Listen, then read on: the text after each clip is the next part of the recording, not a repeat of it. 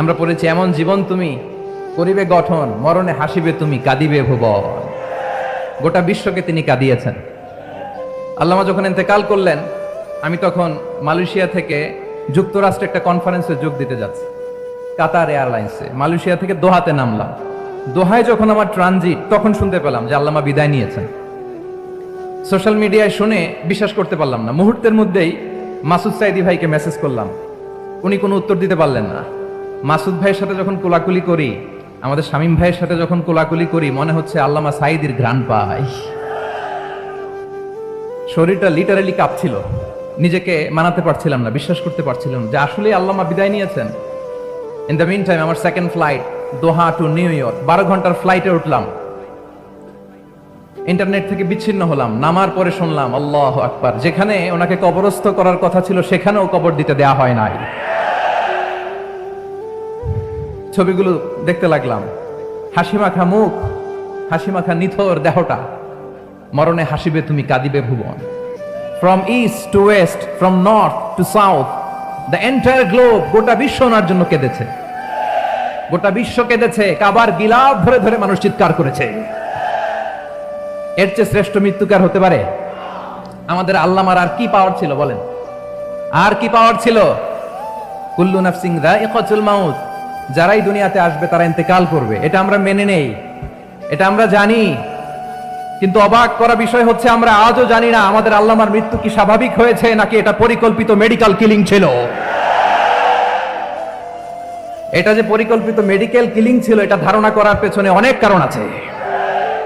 তিনি আধিপত্যবাদের বিরুদ্ধে সোচ্চার ছিলেন, ফ্যাসিবাদের বিরুদ্ধে সোচ্চার ছিলেন, রাজনৈতিক প্রতিহিংসার শিকার ছিলেন।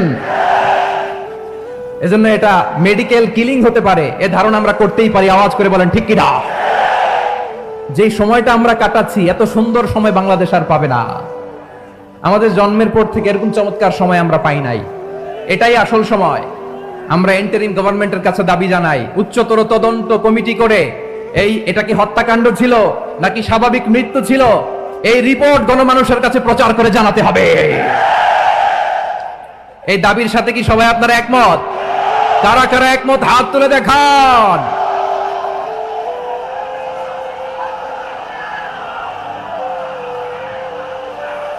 আমার প্রিয় ভাইয়েরা, প্রিয় চট্টলাবাসী, আল্লাহ তাআলা তার এই মুখলেস গোলামকে তার জান্নাতুল ফেরদাউসের মেহমান হিসেবে কবুল করুক। তার জীবনের সকল খেদমাগুলোকে কবুল করুক। জান্নাতুল ফেরদাউসের আলা মাকামে তাকে মেহমান হিসেবে কবুল করুক। আল্লামা শহীদ দেলোয়ার হোসেন সাঈদী রাহিমাহুল্লাহ, উনি ছাড়াও এই ঐতিহাসিক ময়দানে কথা বলেছেন আল্লামা লুৎফুর রহমান রাহিমাহুল্লাহ। চলে গিয়েছেন আমাদেরকে ছেড়ে। তিনি বলতেন, ইনশাআল্লাহ মিজান আবার আসবে। হুজুর, আমি তো আসলাম, আপনি তো আমাদেরকে ছেড়ে চলে গেলেন। আল্লাহু আকবার, আল্লাহু আকবার, আল্লাহু আকবার। গলায় কোনো সুর ছিল না, সুর দিয়ে কথা বলতেন না, কিন্তু এত চমৎকার শব্দের বুনন, এত চমৎকার প্রেজেন্টেশন, এত চমৎকার ভাবে ঐতিহাসিক বর্ণনাগুলো তিনি উপস্থাপন করতেন। মন্ত্রমুগ্ধ হয়ে আমরা আল্লামা লুৎফুর রহমানের কথা শুনেছি। আমরা হযরতুল আল্লামা লুৎফুর রহমান রাহিমাহুল্লাহর জন্য এই বিশাল ময়দান থেকে দোয়া করছি, আল্লাহ তাআলা তুমি তোমার এই খাদেমকে জান্নাতের মেহমান হিসেবে কবুল করে নাও। আরো অনেক আল্লামারা এখানে কথা বলেছেন, বিশেষ করে বাইতুল শরফের মরহুম পীর সাহেব হুজুর থেকে শুরু করে আরো যারা যারা তারকাতুল্য ওলামায়ে কেরাম এই চট্টগ্রামের ময়দানে কথা বলেছেন, আলো ছড়িয়েছেন। আমরা এই লক্ষ লক্ষ তাওহীদি জনতাকে নিয়ে তাদের জন্য দোয়া করছি, আল্লাহ তাআলা ওনাদের জীবনের সকল ভুল ত্রুটি ক্ষমা করে দিয়ে তাদেরকে জান্নাতুল ফেরদাউসের মেহমান বানিয়ে নিক। আমরা এই ঐতিহাসিক প্যারেড ময়দানের প্রোগ্রাম থেকে স্মরণ করতে চাই 24-এর ছাত্র নাগরিক অভ্যুত্থানে আমার যে সমস্ত ছাত্র নাগরিক ভাইয়েরা দেহের তাজা রক্ত বিলি দিয়ে নতুন বাংলাদেশ আমাদেরকে উপহার দিয়েছে। বিশেষ করে আপনাদের এই চট্টগ্রামের শহীদ ফাইসাল, শহীদ ওয়াসিম সহ সকল শহীদকে আল্লাহ তাআলা কবুল করুক। আমরা সবাই পড়ি আমিন। প্রিয় ভাইয়েরা, আমি নগণ্য একজন কোরআনের ছাত্র, এত বিশাল মঞ্চে এত বড় প্ল্যাটফর্মে কথা বলা আমার জন্য সাজে না। তারপরও আমাদের মুরব্বীরা আমাদের ডানে বায়ে বসে আছেন, ওনাদের আদেশ ক্রমে, ওনাদের অনুমতি ক্রমে কিছু কথা আজকের এই ঐতিহাসিক প্রোগ্রামে আপনাদের সামনে উপস্থাপন করার চেষ্টা করব। ওমা তাওফীকি ইল্লা বিল্লাহ। প্রিয় ভাইয়েরা, 5 দিন ব্যাপী এই তাফসীরুল কোরআনের প্রোগ্রামে অনেক ওলামা হযরত কথা বলেছেন। যারা কোরআন সুন্নাহ থেকে আমাদেরকে কোরআনের কথাগুলো শোনালেন, আমরা যেন সেগুলো আমল করতে পারি। আল্লাহ আমাদেরকে তৌফিক দান করুন। শুরুতে আমাদের নিয়তটাকে খালেস করে নেওয়া দরকার। এই যে গ্যাদারিং, এই যে হিউজ শোডাউন, এগুলো যদি আমাদের নিজেদেরকে পরিবর্তন না করে, তাহলে এতে কোনো লাভ নাই। জোরে বলেন ঠিক কিনা? এই প্রোগ্রাম যদি আমাদের জীবনকে পরিবর্তন করে, আমাদের চিন্তার ডিএনএ কে চেঞ্জ করে দেয়, তাহলেই চট্টগ্রামের প্যারেড ময়দান সার্থক। আসুন আমরা চিন্তাকে খালেস করে নেই। আমরা সবাই নিয়ত করি যে যতটুকু কথা আমরা কোরআনের আলোকে শুনবো, আমলের নিয়তে শুনবো ইনশাআল্লাহ। বলেন সবাই। আপনারা সবাই ঠিকঠাক আছেন তো? কখন আসছেন আপনারা? সবাই আসছেন কখন? সকালে, কেউ দুপুরে, 9টায়? আল্লাহ আল্লাহ আল্লাহ। দুপুরের খাবার খাওয়ার সুযোগ হয়েছিল? খান নাই? রোজা রাখছেন? আহা, আমি কি দিয়ে বিদায় দেব আমার এই ভাইগুলোরে? আল্লাহ তুমি আমার ভাইগুলোরে কবুল করো। ইসলামের পক্ষের এই গণজোয়ারকে আগামীর বাংলাদেশের ইসলামের জন্য তুমি কবুল করো। যেই ভালোবাসা ইসলামের জন্য হয়, যেই গণজোয়ার কোরআনের জন্য হয়, পৃথিবীর কোন শক্তি দিয়ে সেটাকে আটকানো যায় না। জোরে বলেন ঠিক কিনা? এজন্য গ্রাজুয়ালি, সিস্টেম্যাটিক্যালি, মেথোডোলজিক্যালি আমাদেরকে আগাতে হবে, শুধু আবেগ দিয়ে নয়। বিবেকেরও দরকার আছে না নাই? প্রিয় ভাইয়েরা, আসুন, আমাদের কথা অনেক বেশি, সময় অনেক কম। আমরা আর কাল বিলম্ব না করে মহাবিশ্বয় মহাগ্রন্থ আল কুরআন আল কারীম থেকে কিছু কথা শুনি। আমি যে টপিকটা নিয়ে আজকের ঐতিহাসিক চট্টগ্রামের প্যারেড ময়দানের তাফসীরুল কোরআন প্রোগ্রামে আলোচনা করব, সেটা হচ্ছে সূরাতু আন-নাহলের 90 নম্বর আয়াত নিয়ে কিছু কথা আমরা উপস্থাপন করবার চেষ্টা করব ইনশাআল্লাহ। আমার খুতবার শুরুতেই আপনারা মোটামুটি আন্দাজ করে ফেলেছেন যে আমি কি নিয়ে আলোচনা করব, কারণ যে আয়াতটি আমি তেলাওয়াত করেছি, এই আয়াতটি প্রায়শই এই ভূখণ্ডে, এই বাংলাদেশে জুমার দিনে খতিব সাহেবরা দ্বিতীয় খুতবা শেষের দিকে পড়ে না? কি কমন পড়ছে?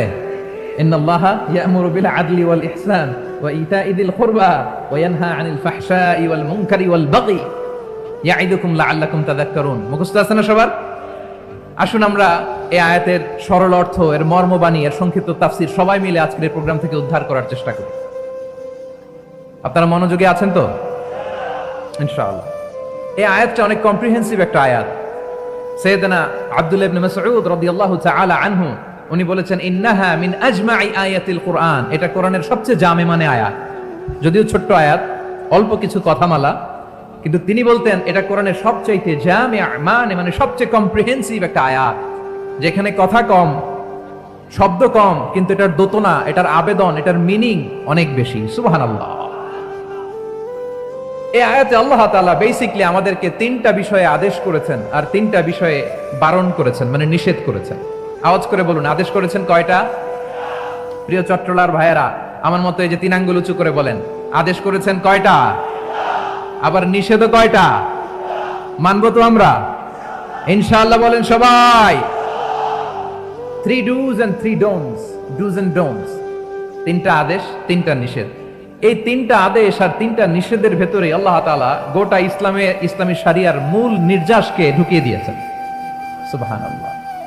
এই ছোট্ট একটা আয়াতে গোটা ইসলামী শরিয়ার, the gist, the cream of the creams, গোটা ইসলামী শরিয়ার মূল নির্যাসকে আল্লাহ ঢুকিয়ে দিয়েছেন। 3টা আদেশ আর 3টা নিষেধ। আসুন আমরা সরাসরি কোরআন থেকে শুনি, সবাই পড়ুন। আউযু বিল্লাহি মিনাশ শাইতানির রাজীম। বিসমিল্লাহির রাহমানির রাহিম। ইন্নাল্লাহা ইয়া'মুরু বিল আদলি ওয়াল ইহসানি ওয়া ইতা'i যিল কুরবা وينهى عن الفحشاء والمنكر والبغي يعظكم لعلكم تذكرون।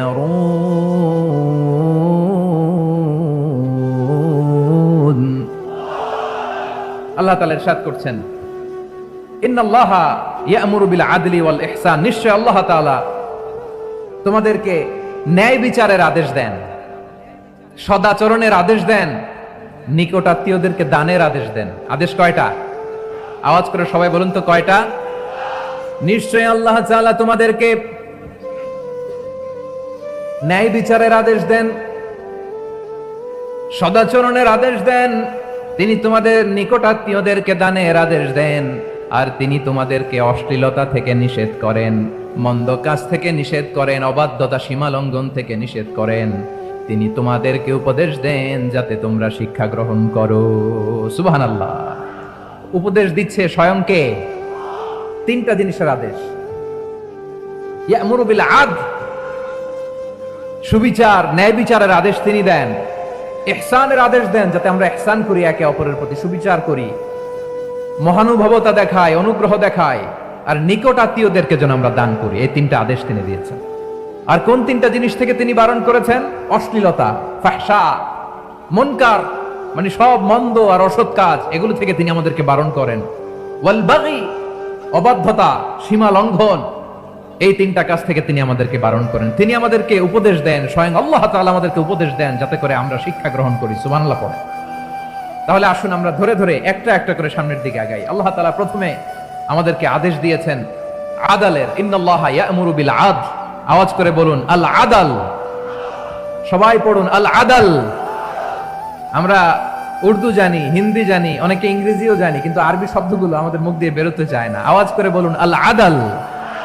মাশাআল্লাহ। ইন্নাল্লাহা ইয়া'মুরু বিল আদল। আল্লাহ তাআলা আমাদেরকে আদলের আদেশ দেন।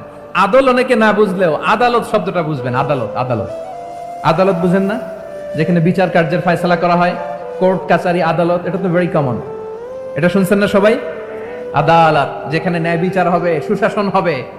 কিন্তু ভাগ্যের কি নির্মম পরিহাস, ওখান থেকে মিথ্যা সাক্ষী দিয়ে মনমতো রায় দিয়ে দেয়া হয়।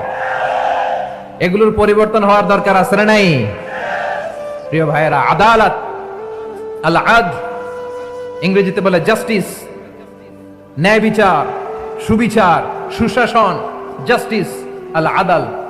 সব জায়গায় এই জাস্টিস থাকা দরকার। Justice should be prevailed in the society. The mission of all prophet was to uphold the justice. সব নবীর মিশন ছিল এই জাস্টিসকে, আদালকে, সুশাসন আর সুবিচারকে নিশ্চিত করা। পড়েন সুবহানাল্লাহ। And the core message of every divine scripture was to uphold justice. পৃথিবীর সব আসমানি কিতাবের মূল শিক্ষা ছিল এই জাস্টিসকে সমাজে এনশিওর করা, সুবিচার, সুশাসনকে এনশিওর করা। তাহলে প্রিয় ভাইরা, আমরা বুঝতে পারলাম আল আদল শব্দের মানে হচ্ছে ইনসাফ বা সুবিচার বা ন্যায় বিচার।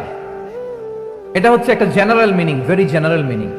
আপনি যদি ইন ডেপথ বুঝতে চান, আরো ভেতরে যান, তাহলে আদল মানে হচ্ছে সমন্বয়, আদল মানে হচ্ছে ভারসাম্য, ব্যালেন্স। আদল মানে হচ্ছে মধ্যম পন্থা। সুবহানাল্লাহ পড়েন।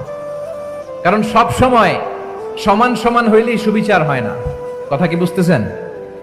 ইসলামের দ্য কনসেপ্ট অফ আদল, এটা এমন আদল, এটা সব সময় সমান সমান নয়। যখন সমান সমান দেয়া দরকার, ইসলাম সমান সমান দেয়। যখন ব্যালেন্স করা দরকার, চেক এন্ড ব্যালেন্স, সমন্বয়, ভারসাম্য করা দরকার, তখন ইসলাম ভারসাম্য করে দেয়। এটার নাম আদল। সুবহানাল্লাহ। সহজ করে আপনাদেরকে বুঝাই। যেমন ধরুন, একটা পরিবারের 3 জন সদস্য, স্বামী, স্ত্রী আর সন্তান। তাদের সকালবেলার ব্রেকফাস্টে, স্বামীর সকালের নাস্তায় স্বামীর 3টা রুটি লাগে, স্ত্রীর 2টা লাগে, আর সন্তানের 1টা রুটি লাগে। এখন আমি যদি সমান সমান করে আদল করতে চাই, সবাইকে যদি 3টা করে রুটি দেই, তাহলে স্বামী বেচারার জন্য ঠিক আছে? কি বলেন? কথা কি বুঝতেছেন না কষ্ট হয়ে যাচ্ছে? যদি সমান সমানের নিয়মে আগাই, তাহলে 3টা করে যদি রুটি দেই স্বামীর জন্য ওকে, কিন্তু স্ত্রীর জন্য 1টা বেশি হয়ে যায়। আর সন্তানের জন্য কয়টা বেশি হয়? আচ্ছা, এই তো বুঝতেছেন, মাশাআল্লাহ। আচ্ছা, 2টা করে যদি সবাই রে দেই সমান সমান নীতিতে, তাহলে স্ত্রীর জন্য, স্ত্রী বেচারির জন্য ঠিক আছে, কিন্তু স্বামীর কয়টা কম পড়ে? আর সন্তানের বেশি হয়ে যায় কয়টা? আচ্ছা, সমান সমান নীতিতে সবাইকে যদি সকালের নাস্তার জন্য 1টা করে রুটি দেই, সন্তানের জন্য ঠিক আছে, কিন্তু স্ত্রী বেচারির কম পড়ে কয়টা? স্বামীর কম পড়ে কয়টা? 2টা। কথা কি বুঝতেছেন? আর আমি যদি স্বামীকে দেই 3টা, স্ত্রীকে দেই 2টা, আর সন্তানকে দেই 1টা, তাহলে কারো অপচয় হবে না। যার যতটুকু দরকার ঠিক ততটুকুই কাজে লাগবে। চিল্লায় বলেন ঠিক কিনা? এটাই হচ্ছে ইসলামের আদল, যেখানে যার যতটুকু দরকার তাকে সেখানে ঠিক ততটুকু দিয়ে দেওয়ার নামই হচ্ছে আদল। চিল্লায় পড়েন আল্লাহু আকবার। রব্বুল আলামিন বলেন, ইউসিকুমুল্লাহু ফি আওলাদিকুম লিযযাকারি মিসলু হাযযিল উনসায়াইন। আল্লাহ তোমাদেরকে ওসিয়ত করেন, তোমাদেরকে আদেশ দেন, উত্তরাধিকার সম্পদ যখন বন্টন হবে, ছেলেরা যতটুকু পাবে, মেয়ে পাবে তার অর্ধেক। সুবহানাল্লাহ বলেন। দেখেন, ছেলে যদ্দূর, মেয়ে অর্ধেক, ছেলে ডবল পাবে। আপাত দৃষ্টিতে মনে হয় এখানে অবিচার হয়েছে, কিন্তু আসলে কি অবিচার হয়েছে? আপনি বিয়ের ক্ষেত্রে যান, ওইখানে আবার ছেলে মোহরানা দেয়, মেয়ে সেখানে মোহরানা পায়। তাহলে চেক এন্ড ব্যালেন্স, ভারসাম্য, ব্যালেন্স, মধ্যম পন্থা এখানে আছে না নাই? এটাই হচ্ছে ইসলামের আদল। আল্লাহ তাআলা এই আদলের আদেশ দিয়েছেন, সুবিচার, ন্যায় বিচার, সুশাসন এবং ভারসাম্যের আদেশ দিয়েছেন। প্রিয় ভাইয়েরা, একটি শান্তিময় সমাজ, একটা সমৃদ্ধ সমাজ, একটা মানবিক সমাজ যদি আমরা পেতে চাই, এই আয়াতের মধ্যে যতগুলো পয়েন্ট আছে সবগুলোর বাস্তবায়ন লাগবে। কথা বুঝতে পেরেছেন? বলেন, আওয়াজ করে বলেন, আমরা একটা শান্তির সমাজ চাই কি চাই না? আমরা একটা সমৃদ্ধ বাংলাদেশ চাই কি চাই না? আমরা একটা মানবিক বাংলাদেশ চাই কি চাই না? এই আয়াতে আল্লাহ তাআলা একটা মানবিক সমাজের রূপরেখা টেনেছেন। তার প্রথম কথা হচ্ছে ইন্নাল্লাহা ইয়ামুরু বিল আদল। আল্লাহ তাআলা তোমাদেরকে আদলের নির্দেশনা দেয়, সুবিচার, সুশাসনের নির্দেশনা দেয়। যে সমাজে আদল থাকে না, সেই সমাজে জুলুম মানুষের ঘাড়ে চেপে বসে। আদলের বিপরীত হচ্ছে জুলুম। আদলের বিপরীত কি? জুলুম বা জাওর, অত্যাচার, অবিচার, বৈষম্য। এই যে বৈষম্য বিরোধী ছাত্র আন্দোলন কেমন পড়ছে? এই যে একজন সমন্বয়ক তো দেখা করলো আমার সাথে। জুলুম মানে হচ্ছে বৈষম্য। বৈষম্যের স্থান ইসলামে নাই, অবিচারের স্থান ইসলামে নাই, জুলুমের স্থান ইসলামে নাই। আল্লাহ তাআলা বলেন যে আমি জুলুমকে নিজের জন্য হারাম করেছি এবং তোমাদের জন্য হারাম করেছি। বিশ্বনবী ফরমান, আল্লাহ তাআলা বলেন হাদিসে কুদসিতে, ইয়া ইবাদি ইন্নী হারামতুয যুলমা আলা নাফসি ওয়া জাআলতুহু বাইনাকুম মুহাররামান ফালা তাযালামু। আমার গোলামেরা শোনো, নিশ্চয় আমি আল্লাহ তাআলা জুলুমকে আমি আমার উপরে হারাম করেছি, অনুরূপভাবে জুলুম করাকে তোমাদের উপরেও হারাম করেছি। ফলে ফালা তাযালামু, তোমরা একে অপরের সাথে জুলুম করো না। নির্দেশনাটা কার? খবরদার, জুলুমের সাথে আমাদের কোনো সম্পর্ক নাই। আল্লাহ তাআলা আদলের আদেশ দিয়েছেন, আদালতের আদেশ দিয়েছেন, সুশাসনের, ন্যায় বিচারের আদেশ দিয়েছেন। ইন্নাল্লাহা ইয়ামুরু বিল আদল, আমাদেরকে আদল প্রতিষ্ঠা করতে হবে। জুলুমের সাথে ইসলামের কোনো সম্পর্ক নাই। আল্লাহ তাআলা জালিমদের জন্য কঠিন শাস্তি প্রস্তুত করে রেখেছেন। যারা এই আদলকে ভুলুণ্ঠিত করে জুলুমের রাস্তায় হাঁটতে চায়, তাদের প্রাপ্য কিয়ামতের ময়দানে বুঝিয়ে দিবে কে? আল্লাহ তাআলা তাদের প্রাপ্যকে বুঝিয়ে দিবেন। এজন্য বিশ্বনবী বলে, খবরদার, তোমরা ইনসাফ করবে, আদল করবে, জুলুম করবে না। আয-যুলমু যুলুমাতুন ইয়াউমাল কিয়ামা, জুলুম কিয়ামতের দিন অন্ধকার হয়ে জালিমের ঘাড়ে চেপে বসবে। আবার বিশ্বনবী বলতেন, ইত্তাকি দাওয়াতাল মাজলুম, খবরদার, তোমরা মজলুমের কান্নাকে ভয় করো। ফাইন্নাহু লাইসা বাইনাহু ওয়া বাইনাল্লাহি হিজাব, কেননা মজলুমের কান্নার মাঝে আর আল্লাহর আরশের মাঝে কোনো পর্দা থাকে না। বিশ্বাস হয়? এই কথা বিশ্বাস হয়? এর জলজন্ত প্রমাণ তো আমরা নিজেরাই দেখলাম। হ্যাঁ, মজলুমের কান্না ফুলে ফেপে মহিরুহ হয়ে, পাহাড়ের মতো হয়ে, বিস্ফোরিত হয়ে জালিমের মসনদকে ছারখার করে দিয়েছে। এর প্রমাণ তো আমরা নিজেরাই তো দেখলাম। জালিমের পরিণতি কি হয় আমরা জীবদ্দশাই তো দেখলাম। এমনও কোন জুলুম নাই যে হয় নাই, ঠিক কিনা বলেন? আহারে জুলুম, আহারে জুলুম। রিসেন্টলি আয়নাঘরের কিছু ছবি প্রকাশিত হয়েছে সোশ্যাল মিডিয়ায়, দেখেছেন আপনারা? হ্যাঁ, ছোট্ট একটা জায়গা, স্বাধীন মানুষকে প্রাণীর মতো, পাখির মতো খাঁচায় বন্দী করে রেখেছে। কখন দিন কখন রাত কিচ্ছু জানে না, কখন দিন কখন রাত কিছু জানে না। বছরের পর বছর কেটে গিয়েছে। এক্সট্রা জুডিশিয়াল কিলিং এর কোনো হিসাব নাই, বিচার বহির্ভূত হত্যা, এনফোর্স ডিসঅ্যাপিয়ারেন্স, গুম, যেটা সবচাইতে বড় মানবতা বিরোধী অপরাধ। কত মানুষ যে গুম হয়েছে তার কোনো ইয়ত্তা নাই। যেই ফ্যামিলির সদস্য গুম হয়েছে, তারা কি ওই লোকটার জন্য মাগফিরাতের দোয়া করবে নাকি সুস্বাস্থ্যের দোয়া করবে তারা নিজেরাও জানতো না, কারণ জানে না ও বেঁচে আছে না মরে গেছে। আহা, বিডিআর নওজওয়ানদের যারা ছাড়া পেল দেখলাম, বিনা অপরাধে, কোনো অন্যায় ছাড়া, অপরাধ ছাড়া তাদের জীবন থেকে, তাদের তারুণ্যের, তাদের যৌবনের 15 বছর, 16 বছর, 17 বছর নাই, 6 মাস বয়সের ছোট বাচ্চাকে রেখে জেলে গেছে। 6 মাসের মেয়ে বেরোয় দেখে মেয়ের বয়স 17 বছর। মেয়ে বাবারে চিনে না, বাবা মেয়েরে চিনে না। মেয়েকে এখন বিয়ে দিয়ে আরেক ছেলের হাতে তুলে দিবে। মেয়ের শৈশব বাবা দেখে নাই, মেয়ের কৈশোর বাবা দেখে নাই, মেয়ের তারুণ্য দেখে নাই। আরেক যুবককে দেখলাম 14 বছরের 14 দিনের সংসার, 2 সপ্তাহের সংসার শেষে জেলে গেছে। কত যুবকের যে স্ত্রী চলে গিয়েছে ফ্যামিলি ছেড়ে, কারণ জানে না তো কবে আসবে, কি হবে, কেউ জানতো না। দাম্পত্য জীবনের মাত্র 14 দিনের স্মৃতি, এই স্মৃতিকে আঁকড়ে ধরে এক বোন 16টা বছর 17টা বছর কাটিয়ে দিয়েছে। আমি নিউজটা দেখে ভাবলাম, আমার এই বোনের প্রতিটি দিন কিভাবে কেটেছে, প্রতিটি রাত কিভাবে কেটেছে, প্রতিটি ক্ষণ কিভাবে কেটেছে। বিশ্বনবী বলেছেন, ইত্তাকি দাওয়াতাল মাজলুম ফাইন্না লাইসা বাইনাহু ওয়া বাইনাল্লাহি হিজাব।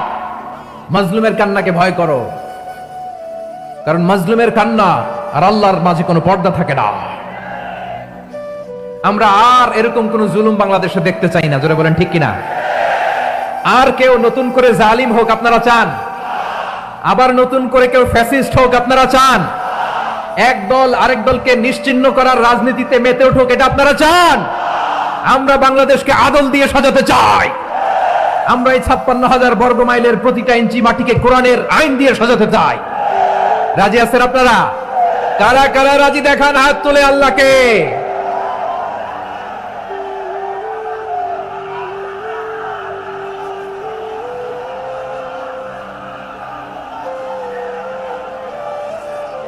বসুন আমার প্রিয় বীর চট্টলার তৌহিদি মুসলমান, আমরা আর নতুন করে কেউ জালিম হোক এটা চাই না, নতুন করে আবার কেউ ফ্যাসিস্ট হোক আমরা চাই না, এক দল আরেক দলকে নিশ্চিহ্ন করার রাজনীতি করুক আমরা চাই না।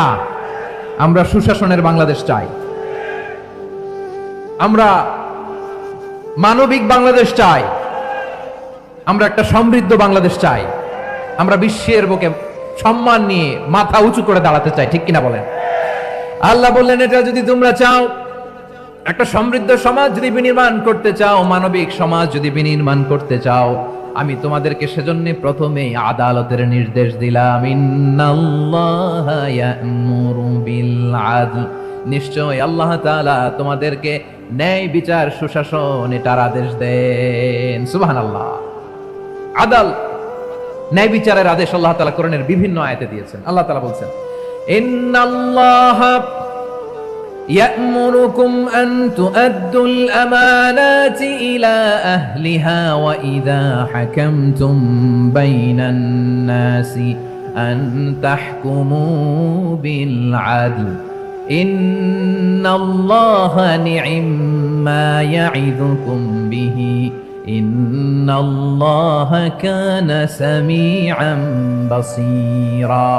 আল্লাহ তাআলা বললেন, আল্লাহ আদেশ দিচ্ছেন, যে ব্যক্তি আমানতের হকদার তার হাতে তোমরা আমানত পৌঁছে দাও, আর যখন তোমরা বিচার কার্য করবে, বিচার ফয়সালা করবে, আদালতের সাথে করো।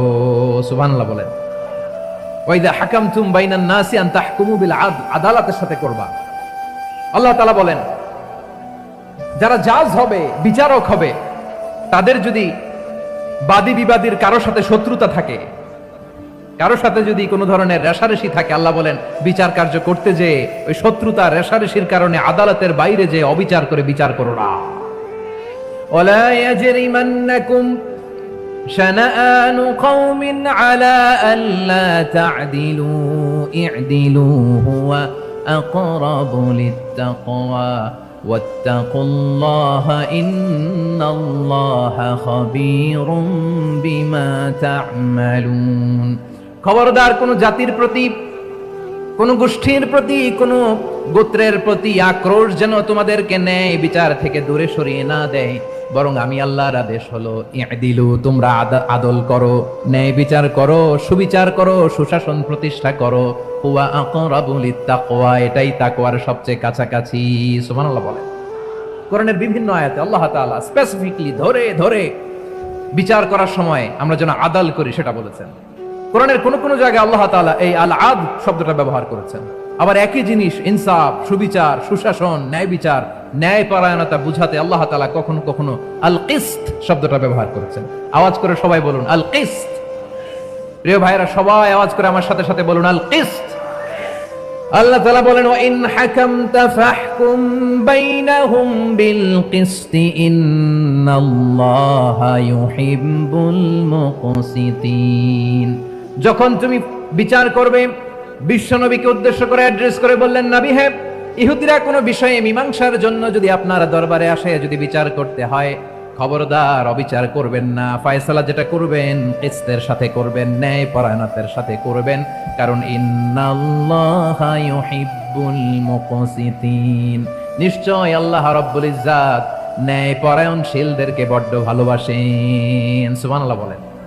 ন্যায় পরায়ণ লোকদেরকে আল্লাহ তাআলা বড্ড ভালোবাসেন। অন্য আয়াতে আল্লাহ তাআলা বলছেন, وَنَضَعُ الْمَوَازِينَ الْقِسْطَ لِيَوْمِ الْقِيَامَةِ فَلَا تُظْلَمُ نَفْسٌ شَيْئًا। আমি কিয়ামতের দিন ন্যায়পরায়ণতার মানদণ্ড স্থাপন করব, যেটাকে আমরা মিজানের পাল্লা বলি। আল্লাহ বলেন, ন্যায় বিচারের মানদণ্ড কিয়ামতের ময়দানে আমি আল্লাহ স্থাপন করব। সেদিন কারো প্রতি বিন্দু পরিমাণ, এক চুল পরিমাণ অবিচার করা হবে না, কোনো বিচার করা হবে না। সেদিন সুশাসন হবে, সুবিচার হবে, ন্যায় পরায়ণতার সাথে বিচার হবে। আওয়াজ করে পড়েন আল্লাহু আকবার। তাহলে প্রিয় ভাইরা, যে তিনটি বিষয়ে আল্লাহ তাআলা আমাদেরকে আদেশ দিয়েছেন, তার প্রথমটা হচ্ছে আদালত, ইনসাফ, সুবিচার, ন্যায় বিচার। এটা আমরা চাই কি চাই না? বিশ্বনবী ন্যায় বিচার, ন্যায় পরায়ণতা, সুশাসন প্রতিষ্ঠিত করেন কি করেন নাই? আপনারা বিশ্বনবীর সিরাত যারা পড়েছেন, আপনি দেখবেন বিশ্বনবীর সিরাতের পরতে পরতে, বাকে বাকে, সিরাতের বাকে বাকে এই আদালতের নমুনা মেলে। সুবহানাল্লাহ বলেন। ছোট্ট একটা নমুনা রাসূল সাল্লাল্লাহু আলাইহি ওয়াসাল্লামের আসসিরা আল আতরা থেকে ছোট্ট একটা নমুনা আপনাদের খেদমতে এখানে উপস্থাপন করি। বিশ্বনবী সাল্লাল্লাহু আলাইহি ওয়াসাল্লাম মক্কা বিজয় করলেন ৮ম হিজরিতে।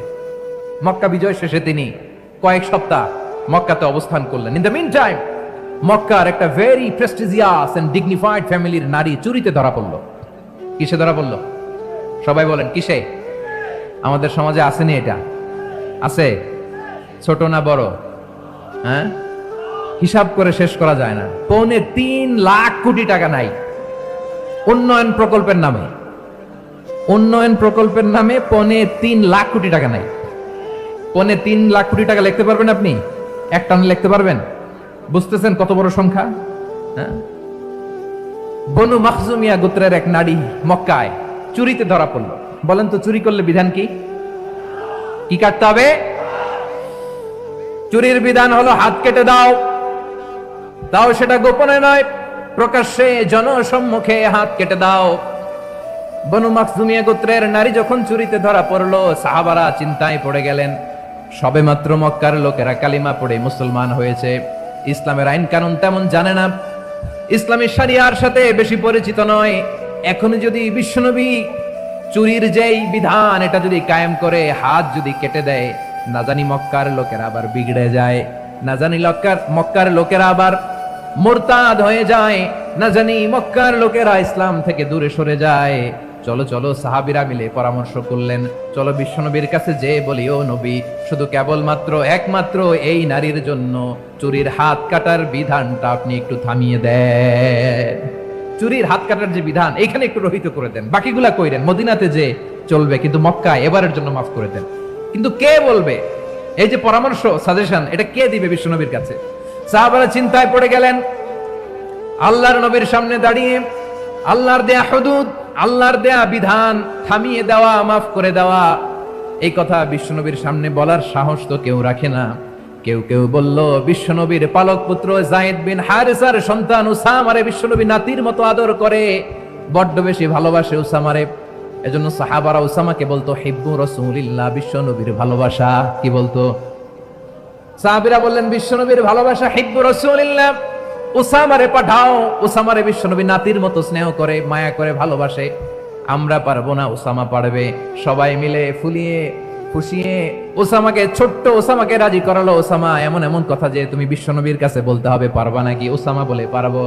সাইয়েদনা ওসামা রাদিয়াল্লাহু তাআলা আনহু, তরুণ সাহাবী, বিশ্বনবীর কাছে গেলেন, যে বললেন, নবী, বনু মাখজুমিয়া গোত্রের এক নারী চুরিতে ধরা পড়েছে, এবারের জন্য কি এই মহিলাটারে মাফ করে দিলে হয় না? এবারের জন্য একটু ক্ষমা করা যায় না নবী? বিশ্বনবী বলেন, আতাশফাউ ফি হাদ্দিম মিন হুদুদিল্লাহ, তোমার এত বড় সাহস উসামা, তুমি আল্লাহর হাত, আল্লাহর দেয়া বিধান, এটার ব্যাপারে সুপারিশ করতে এসেছো? তোমরা কি জানো তোমাদের আগে যত কম, যত গোত্র, যত জনপদ ধ্বংস হয়েছে তার কারণ ছিল তাদের মধ্যে গরিবরা অন্যায় করলে তারা বিচার করত, আর ধনীরা অন্যায় করলে তারা মাফ করে দিত। খবরদার, ওয়া আইমুল্লাহ লাউ আন্না ফাতিমাতা বিনতি মুহাম্মাদিন সারাকাত লাকাতা মুহাম্মাদুন ইয়াদাহা। বিশ্বনবী বললেন, আরে ওসামা, বানু মাখজুমিয়ার ওই প্রেস্টিজিয়াস এন্ড ডিগনিফাইড ফ্যামিলির মেয়ে তো দূর কি বাত, অনেক দূরের কথা। জেনে রেখো ওসামা, আমার কলিজার টুকরা নয়নের পুটুলি ফাতেমাও যদি মক্কার জমিনে আজকে এই চুরির দায়ে ধরা পড়তো, আমি বিশ্বনবী মুহাম্মদুর রাসূলুল্লাহ ধরে ফাতেমার ডান হাতটা কেটে দিতে এক বিলম্ব দেরি করতাম না। ইন্নাল্লাহা ইয়া'মুরু বিল আদল, আমাদেরকে জাস্টিস শিখায় পশ্চিমারা, আমাদেরকে ইনসাফ শিখায়, আমাদেরকে সুশাসন শিখায়। আর ইনসাফ, সুশাসন, ন্যায় বিচার, সুবিচার, জাস্টিস কারে বলে বিশ্বনবীর বায়োগ্রাফি থেকে জেনে নাও। এই ছিল বিষ্ণু ঈসা ইসলামের আদালতের নমুনা। আপনি যদি সাইয়েদনা ওমর ফারুকের জীবনের দিকে তাকান, এমন কঠোর, এমন বীর সেনানী ছিলেন। সাইয়েদনা ওমর ফারুক যদি রাস্তার এই মাথা দিয়ে হাঁটা শুরু করতেন, শয়তান ওমর ফারুককে দেখলে ওই রাস্তা রেখে দিয়ে অন্য রাস্তা দিয়ে হাঁটতো। সুবহানাল্লাহ। ওমর ফারুক রাদিয়াল্লাহু তাআলা আনহু কি পার্সোনালিটি ছিল, কি পার্সোনালিটি। আমাদের এলাকায় ছোট বাচ্চারা রাতে ভাত খেতে চায় না, আমার মেয়েটাও খেতে চায় না, এই এটা দিব ওইটা দিব, আজকে মাহফিলে আসার সময় বলে দিছে লিস্ট করে এটা এটা আনতে হবে। তো ছোট্ট বাচ্চাদের অনেক বায়না থাকে, ওরা রাতে খেতে চায় না। তো মায়েরা বিভিন্ন ভয় দেখায়, এই বাঘ আসবে খাও, এই ভূত আসবে খাও। আপনারা কি বলেন চট্টগ্রামে, কি আসবে? হ্যাঁ, ভূত ভূত ভূত আসবে, বাঘ আসবে, খাও খাও খাও, তাড়াতাড়ি খাও। তো বাচ্চারা এগুলো শুনে ভয়ে খেতে শুরু করে। মদিনার জমিনেও একই ঘটনা ঘটতো। মদিনার ছোট্ট ছোট্ট সোনামণিরা খেতে চাইতো না, তো মায়েরা বলতো, হা হুয়া ইয়াতি উমর, হা হুয়া ইয়াতি উমর, ওই যে উমর আসতেছে উমর। ওমরে ফারুকের কথা শুনলে বাচ্চারা একেবারে ঠান্ডা। সুবহানাল্লাহ পড়বেন না? প্রভু তুমি বলেছ রাসূল দেবে না, বলনি দেবে না ওমর, বলনি দেবে না হামজা তারি, খালিদ বিজয় সমর। প্রভু তুমি বলেছ রাসূল দেবে না, বলনি দেবে না ওমর, বলনি দেবে না হামজা তারি, খালিদ বিজয় সমর। প্রভু তুমি বলেছ রাসূল দেবে না। আল্লাহু আকবার।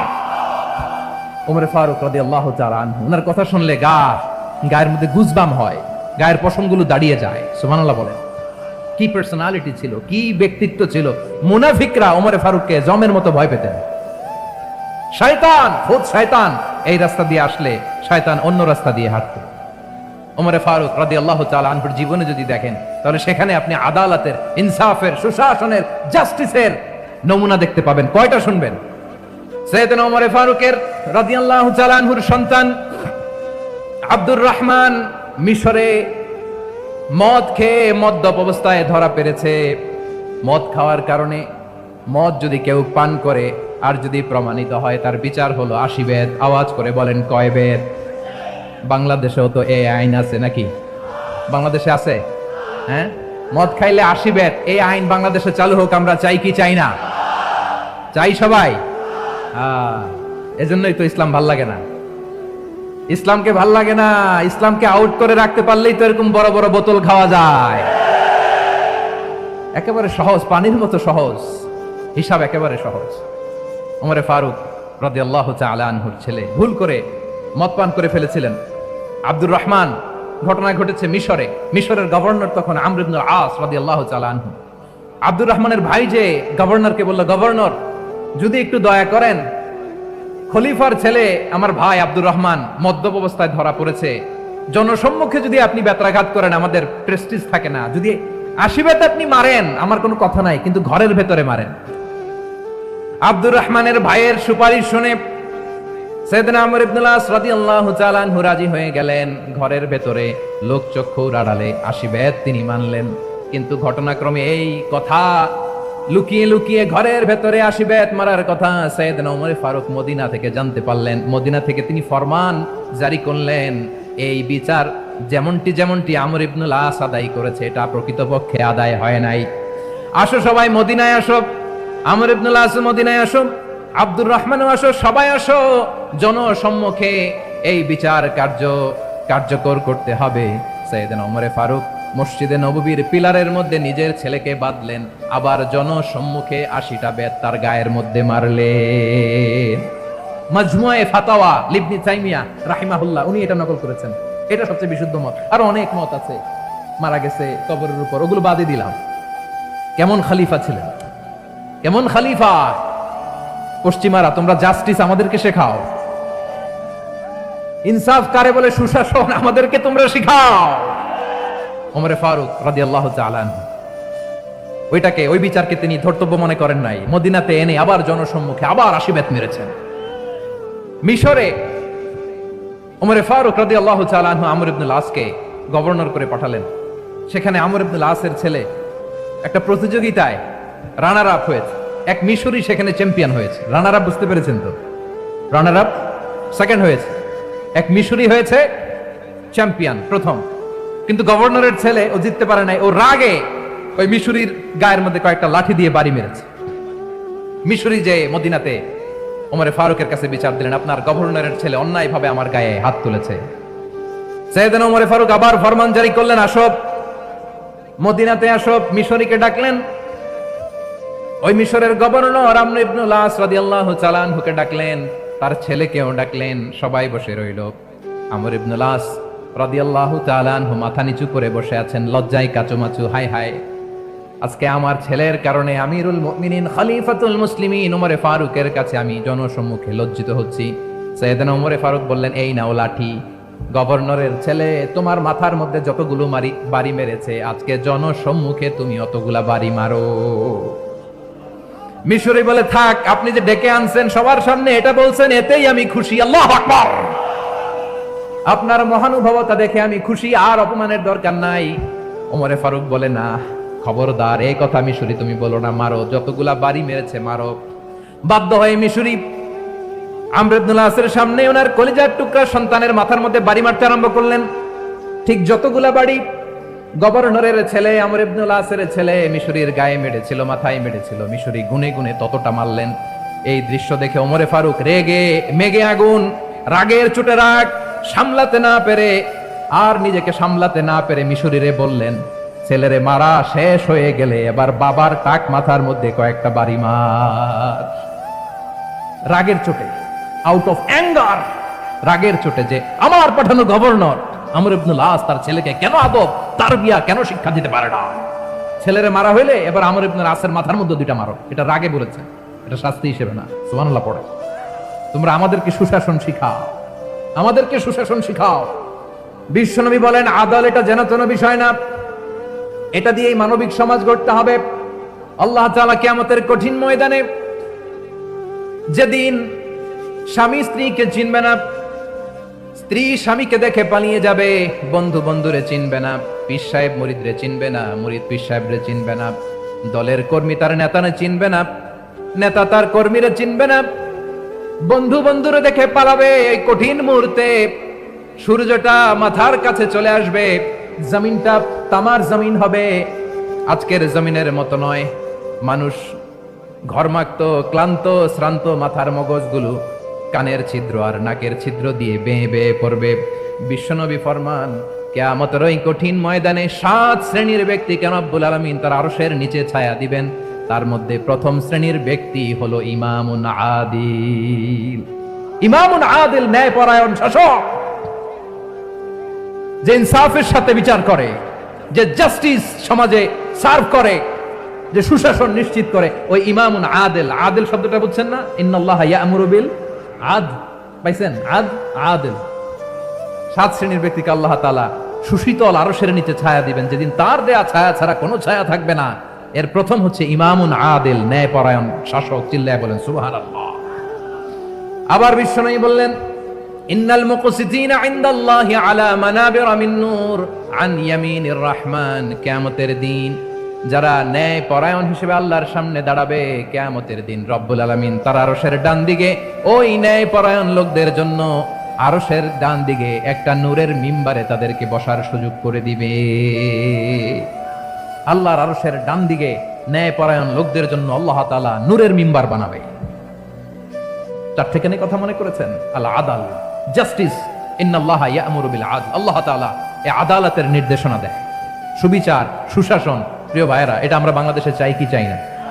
এই যে অরাজকতা, এই যে অন্যায়, এই যে জুলুম, এই যে ইনকনসিস্টেন্সি, সমাজের অসঙ্গতি, এর প্রধান কারণ জাস্টিস নাই, সুবিচার নাই, সুশাসন নাই। শেষবারের মতো আওয়াজ করে বলেন তো, আমরা বাংলাদেশে আদল চাই কি চাই না? তাহলে প্রথম নির্দেশনা শেষ, আল্লাহ তাআলা তোমাদেরকে আদলের আদেশ দেন। এরপরে আল্লাহ বললেন, আমি তোমাদেরকে ইহসানের আদেশ দেই। ইন্নাল্লাহা ইয়া'মুরু বিল আদলি ওয়াল ইহসান। আমি তোমাদেরকে যেমনি আদলের নির্দেশনা দেই, তেমনি ভাবে তোমাদেরকে ইহসানের নির্দেশনা দেই। ইহসান, আওয়াজ করে সবাই বলেন তো ইহসান। সবাই বলেননি, সবাই বললে এতটুকু আওয়াজ হবে আমি বিশ্বাস করি না। আওয়াজ করে বলুন আল ইহসান। ইহসান মানে কারো প্রতি সফট হার্টেড হওয়া, মহানুভব হওয়া, অনুগ্রহ পরায়ণ হওয়া, অনুগ্রহশীল হওয়া, একে অপরের প্রতি দয়াদ্র হওয়া। একে অপরের প্রতি দয়াদ্র, অনুগ্রহশীল হওয়া ছাড়া মানবিক সমাজ কশিনকালেও গঠন করা সম্ভব না। প্রিয় ভাইয়েরা, সুন্দর আচরণ দিয়ে, ইহসান দিয়ে যা জয় করা যায়, নরম আচরণ দিয়ে যেটা অর্জন করা যায়, কঠোরতা দিয়ে সেটা পারা যায় না। বিষ্ণু ঈসা ইসলাম ইহসান দিয়ে, কোমল আচরণ দিয়ে, তার অনুগ্রহ দিয়ে তিনি অনেক কাফিরের হৃদয়কে জয় করে ফেলেছেন। সাইয়েদনা সুমামা ইবনে উসাল রাদিয়াল্লাহু তাআলা আনহুর কথা মনে পড়ে যায়। তিনি ছিলেন ইয়ামামার বাদশা। মদিনাতে বিশ্বনবীকে হত্যা করার নিয়তে এসেছিলেন, গোপনে গোপনে বিশ্বনবীকে হত্যা করে আবার ইয়ামামাতে তিনি ফিরে যাবেন। কিন্তু কি অবাক করা কাণ্ড, হত্যা করতে পারে নাই, সাহাবাদের হাতে তিনি ধরা পড়ে গেলেন। সাইয়েদনা সুমামা ইবনে উসাল রাদিয়াল্লাহু তাআলা আনহু হত্যার নিয়তে আসলেন, কিন্তু হত্যা করতে পারলেন না। সাহাবারা ওনাকে ধরে ফেললেন, ধরে মসজিদে নববীর পিলারের মধ্যে বেঁধে রাখলেন। সুমামা ইবনে উসাল, সিরাত থেকে শুনুন, সিরাত থেকে শোনাচ্ছি। রাদিয়াল্লাহু তাআলা আনহু ইয়ামামার অধিপতি ছিলেন। ইয়ামামা বিশ্বনবীকে হত্যার জন্য আসছেন, ধরা পড়ে গেছেন, এখন মসজিদে নববীতে বেঁধে রাখছে, তার মানে বন্দী। এখন স্ট্যাটাস কি? বন্দী, ক্যাপটিভ। বিষ্ণু ঈসা ইসলাম সাহাবাদেরকে বললেন, তার খোঁজ খবর নিও, সুমামা ইবনে উসালের খোঁজ খবর নিও। সাহাবারা বলেন, ইয়া রাসূলুল্লাহ, আপনাকে হত্যা করতে এসেছে, তার তো কঠিন ক্যাপিটাল পানিশমেন্ট হওয়া দরকার, কঠিন শাস্তি হওয়া দরকার। বিশ্বনবী বললেন, না, আমি যেটা জানি তোমরা সেটা জানো না, তোমরা সুমামার সাথে ভালো আচরণ করো। বিশ্বনবী সুমামার কাছে গেলেন। প্রথম দিন যে তিনি কালেমার দাওয়াত দিলেন, ঈমানের দাওয়াত দিলেন, ইসলামের দাওয়াত দিলেন, রিসালাতের দাওয়াত দিলেন, আখিরাতের দাওয়াত দিলেন। পরের দিন যে বিশ্বনবী সালাতের দাওয়াত দিলেন, যাকাতের দাওয়াত দিলেন, ইসলাম কি, কিভাবে, কেমন করে পালন করতে হয় চমৎকার আর্টিকুলেট করতে শুরু করলেন। তন্ময় হয়ে সুমামা ইবনে উসাল রাদিয়াল্লাহু তাআলা আনহু বিশ্বনবীর কথাগুলো শুনতে আরম্ভ করলো। একদিন নয়, 2 দিন নয়, টানা 3 দিন বিশ্বনবী সুমামার কাছে ইসলামকে প্রেজেন্ট করেছেন, উপস্থাপন করেছেন। আওয়াজ করে বলেন, কয় দিন? 3 দিন। 3 দিন মসজিদে নববীতে বাধা। আর সাহাবীদেরকে বললেন, তার খোঁজ খবর নিও, তোমরা যে রুটি বানাও এর মধ্যে সবচেয়ে ভালো আটার রুটিটা তারে দিও, সবচেয়ে রিফাইন্ড খেজুর, যেটা পিওর খেজুর, এটা তারে দিও। আর বিশ্বনবী নিজের ওট থেকে দুধ দহন করে ওনার বাড়ির এক কর্মচারীকে বলেছেন, দুধ দহন করে সুমামার জন্য নিয়ে যেও। সুবহানাল্লাহ পড়বেন না? সবাই তো অবাক, ইয়ামামা থেকে আসছে নবীকে হত্যা করতে, বিশ্বনবী দেখে তারে জামাই আদর করে, তাকে মজার মজার খাবার দিও, দুধ দিও, আদর আপ্যায়ন করো। 1 দিন নয়, 2 দিন নয়, টানা 3 দিন বিশ্বনবী এভাবে সুমামার কাছে যেয়ে যেয়ে ইসলামকে প্রেজেন্ট করতে আরম্ভ করলেন, ইসলামকে উপস্থাপন করতে শুরু করলেন, আর তাকে চমৎকার এন্টারটেইনমেন্ট আপ্যায়ন দিতে আরম্ভ করলেন। টানা 3 দিন যখন ইসলামের দ্য বিউটিজ অফ ইসলাম, ইসলামের সুমহান বাণী, সৌন্দর্য তার কাছে উপস্থাপন শেষ, তাকে আপ্যায়ন শেষ, বিশ্বনবী বললেন সাহাবাদেরকে, যাও এবার সুমামার হাতের পায়ের রশি দুটো খুলে দাও। সাহাবারা বললেন, ইয়া রাসূলুল্লাহ, কি বলেন আপনি? ও তো হত্যাকারী, সুযোগ পায় নাই, আপনারে মারতে পারে নাই, ছেড়ে দিলে আবারও আপনার উপর তলোয়ার নিয়ে ঝাঁপিয়ে পড়বে। নবী, এই সিদ্ধান্ত আপনি নিতে যাবেন না। বিশ্বনবী বললেন, যেটা বলেছি সেটা করো, সুমামার রশিগুলো ছেড়ে দাও, সুমামার হাতে পায়ের রশিগুলো যে তোমরা খুলে দাও। সাহাবারা তর্ক জুড়ে দিলেন, লা ইয়া রাসূলুল্লাহ, এমনটা করবেন না তো, ভয়ঙ্কর ভয়ঙ্কর খুনি, কি জানি কি হয়ে যায়। বিশ্বনবী বললেন, না, তার হাতে পায়ের রশিগুলো খুলে দাও। সাহাবারা বিশ্বনবীর কথা মতো তার হাতে পায়ের রশিগুলো খুলে দিল। সুমামা মুহূর্তের মধ্যে মসজিদে নববী থেকে বের হয়ে ইয়ামামায় ফিরে না যে মসজিদে নববীর পাশে একটা খেজুর বাগান ছিল, সেখানে চলে গেলেন। সেখানে একটা ছোট্ট কুয়া ছিল, কুয়ার পানি দিয়ে তিনি গোসল করলেন। সুবহানাল্লাহ পড়েন। কুয়ার পানি দিয়ে গোসল করে মসজিদে নববীর সামনে এসে বিশ্বনবী এবং সাহাবাদের সামনে দাঁড়িয়ে সাব্বাবা উঁচু করে বললেন, আশহাদু আল্লা ইলাহা ইল্লাল্লাহ ওয়া আশহাদু আন্না মুহাম্মাদান আবদুহু ওয়া রাসূলুহু। আল্লাহু আকবার। আমি সাক্ষ্য দিচ্ছি আল্লাহ ছাড়া কোনো ইলাহ নাই, আর মুহাম্মদ আল্লাহ তাআলার প্রেরিত বান্দা এবং রাসূল। প্রিয় ভাইরা, ইহসান দিয়ে যা জয় করা যায়, কঠোরতা দিয়ে সেটা কঠিনকালেও জয় করা যায় না। আওয়াজ করে বলেন ঠিক কি না? এবার সুমামা দাঁড়িয়ে বলে, ওগো নবী, আমি তো কালিমা পড়ে মুসলমান হয়ে গেলাম, এবার শোনেন, এই মুহূর্তের আগে আপনার চেহারার চাইতে নিকৃষ্ট কোনো চেহারা আমার কাছে ছিল না, কিন্তু শাহাদা পাঠ করার পরে আপনার চেহারার চাইতে উত্তম শ্রেষ্ঠ কোনো চেহারা আমার কাছে আর নাই। ও নবী, আজকের দিনের আগে ইসলাম ধর্মের চেয়ে নিকৃষ্ট অপছন্দনীয় কোনো ধর্ম আমার কাছে ছিল না, কিন্তু এই মুহূর্ত থেকে ইসলামের চেয়ে সেরা শ্রেষ্ঠ পছন্দনীয় কোনো ধর্ম আমার কাছে নাই। নবী গো, আজকের দিনের আগে মদিনার চাইতে অপছন্দনীয় নিকৃষ্ট কোনো শহর আমার কাছে ছিল না, কিন্তু এই মুহূর্তের পর থেকে মদিনার চাইতে কোনো শ্রেষ্ঠ শহর আমার জানা নাই। সে ছিল গমের বড় ডিলার, গম বেচতো। কি বেচতো? তার গম কিনে মক্কার লোকেরা রুটি খাইতো। সে ঘোষণা দিল, আজকে থেকে মক্কাবাসীদের জন্য সব গম আমি হারাম করে দিলাম, মক্কাবাসী এখন না খেয়ে মরে। সুবহানাল্লাহ পড়বেন না? মক্কাবাসী বিশ্বনবীর কাছে আসলেন, এসে বললেন, মুহাম্মদ, আমরা তো তোমার ভাই, তোমার চাচা, তোমার ভাতিজা, তোমার আত্মীয়, তুমি সুমামারে বলো সে যেন আবার গমের সাপ্লাই মক্কার জন্য অনুমতি দিয়ে দেয়। বিশ্বনবীর অনুমতি ক্রমে সুমামা আবার মক্কাতে গম পাঠাতে শুরু করলো। পড়েন সুবহানাল্লাহ। ইহসান, ইহসান দিয়ে আপনি যেটা জয় করতে পারবেন, you can win the heart of your enemies. ইহসান দিয়ে আপনি আপনার শত্রুর হৃদয়কে জয় করতে পারবেন। আওয়াজ করে বলেন ঠিক কি না? এজন্য আল্লাহ বললেন, ওয়া আনফিকু ফি সাবিলিল্লাহি ওয়া লা তুলকু বিআইদিকুম ইলাত তাহলুকা ওয়া আহসিনু ইন্নাল্লাহা ইউহিব্বুল মুহসিনিন। তোমরা আল্লাহর রাস্তায় দান করবে আর নিজেরা নিজেদেরকে ধ্বংসের হাতে ঠেলে দিও না। তোমরা একে অপরের প্রতি ইহসান করবে, কারণ ইহসানকারীদেরকে আল্লাহ বড় ভালোবাসেন। সুবহানাল্লাহ পড়েন। আবার সূরা রহমান আল্লাহ বললেন, হাল জাযাউল ইহসানি ইল্লাল ইহসান ফাবিআইয়ি আলা, সবাই পড়েন, ফাবিআইয়ি আলাই রাব্বিকুমা তুকাযযিবান। ইহসানের প্রতিদান হিসেবে ইহসানি হয়। বিশ্বনবী সুমামার প্রতি যেমন ইহসান করেছেন, সুমামাও ঠিক তেমন ইহসান ফিরিয়ে দিয়েছে। ঠিক কিনা বলেন? তাহলে এক নম্বরে হচ্ছে আদ, ন্যায় বিচার। দুই নম্বরে সবাই বলেন ইহসান, সদাচরণ। ইহসান দুই ধরনের প্রিয় ভাইরা, ইহসান ফিল ইবাদা, ইহসান ফিল মুআমালা। ইহসান ফিল ইবাদা হচ্ছে একাগ্র অনুভবে ইবাদতে ডুব দেওয়া, এর নাম ইবাদতের ইহসান। সুবহানাল্লাহ পড়েন। বিশ্বনবী বলেন, ইহসান মানে কি জানো নাকি? হাদিসে জিবরিলে সাইয়েদনা জিবরিল আলাইহিস সালাম বিশ্বনবীকে বললেন, আখবিরনি আনিল ইহসান। নবী আমাদেরকে বলেন ইহসান মানে কি?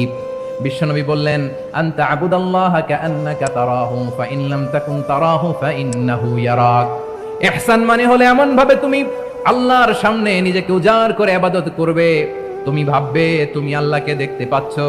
আর এটা যদি ভাবা তোমার জন্য কঠিন হয়ে যায়, অন্তত এতটুকু তুমি ভাববা যে আল্লাহ তোমাকে দেখতে পাচ্ছেন। ঠিক কিনা বলেন?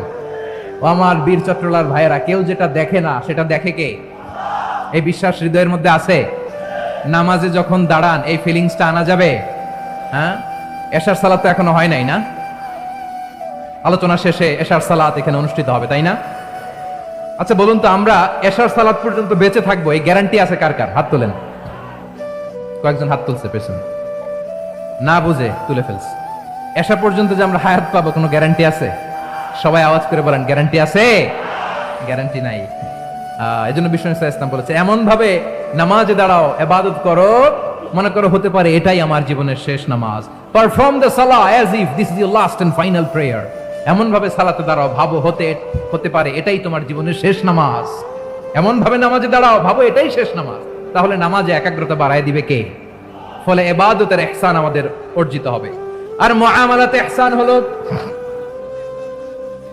বিশ্বনবী বলেন, ইন্নাল্লাহা তাবারাকা ওয়া তাআলা কাতাবাল ইহসানা আলা কুল্লি শাই ফাইদা কাতালতুম ফাআহসিনুল কিতলা ওয়া ইযা যাবাহতুম ফাআহসিনুদ যাবহা ওয়ালিয়ুহিদ্দা আহাদুকুম শাফরাতাহু ওয়ালিয়ুরিহ যাবিহাতাহু। ইহসান দুই ধরনের, আওয়াজ করে বলতে হবে কয় ধরনের? সবাই বলুন আওয়াজ করে, কয় ধরনের? একটা হচ্ছে ইহসান ফিল ইবাদা, ইবাদতে ইহসান। ইবাদতে ইহসান কি? একাগ্র অনুভব দিয়ে ইবাদত করা, মন প্রাণ দিয়ে ইবাদত করা। আর মুআমালাতে ইহসান কি? সব কাজে, দৈনন্দিন কাজে, কর্মে, সামাজিক অ্যাক্টিভিটিতে কোমলতা প্রদর্শন করা, অনুগ্রহের সাথে সবকিছু করা। আল্লাহ তাআলা ইন্নাল্লাহা তাবারাকা ওয়া তাআলা কাতাবাল ইহসানা আলা কুল্লি শাই, তিনি সবকিছুর ব্যাপারে ইহসানকে আবশ্যক করেছেন।